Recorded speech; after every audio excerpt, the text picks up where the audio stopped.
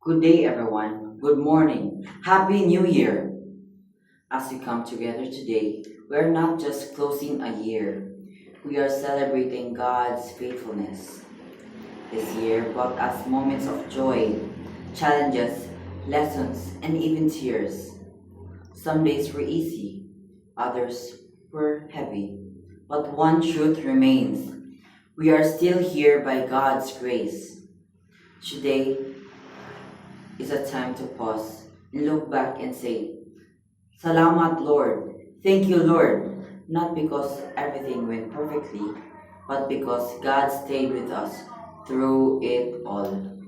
And as young people, this reminds us that our lives are in God's hand. Dili ta dapat mabalaka.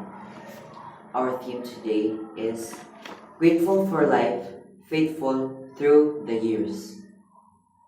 As the year ends, we realize how precious life is. Every breath we take is a gift from God. Some people died yesterday, some people died today, and some people might die tomorrow without even saying, Thank you, Lord. In Psalms 107, verse 1 says, Oh, give thanks unto the Lord, for he is good, for his mercy endures forever. Gratitude does not mean our year was perfect. It means we acknowledge that God protected us, provided us, and carried us even when life was hard. Daghan nato ang nag-face og struggles this year. Para sa pressure sa school, family problems, self-doubt, or kabalaka about sa atong kaugmaon. Yet, God never left us. Gratitude helps us see that even in difficult seasons, God was shaping us, teaching us, and strengthening us. Now, let's reflect on the second part of the theme Faithful Through the Years. Being faithful does not mean dili ta ma-fail. It means we keep choosing God even when it is hard.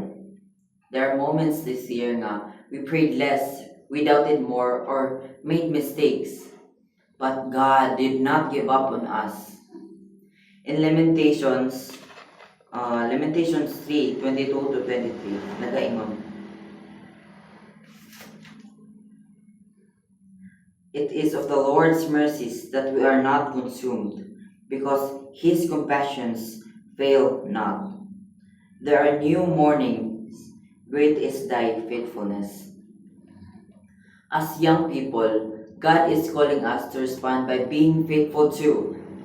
Faithful in our faith, our choices, our character, and our service to Him.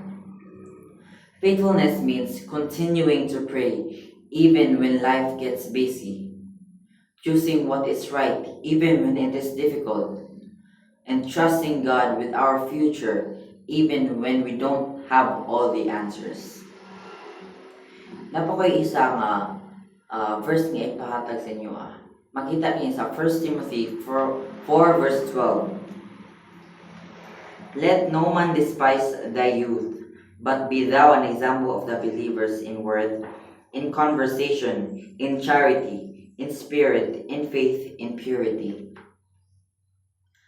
As we end this year, let our faith today can inspire others tomorrow and prepare for a new one. Let us not only thank God with our words, but sa atua pong kinabuhi, atong i-reflect ang kinabuhi sa Ginoo pinagi sa atua. Let our gratitude lead to obedience and our faith grow stronger through every season. Today, we declare with thankful hearts, we are grateful for life, we are faithful through the years. May we continue to walk with God this year and in all the years to come. Amen.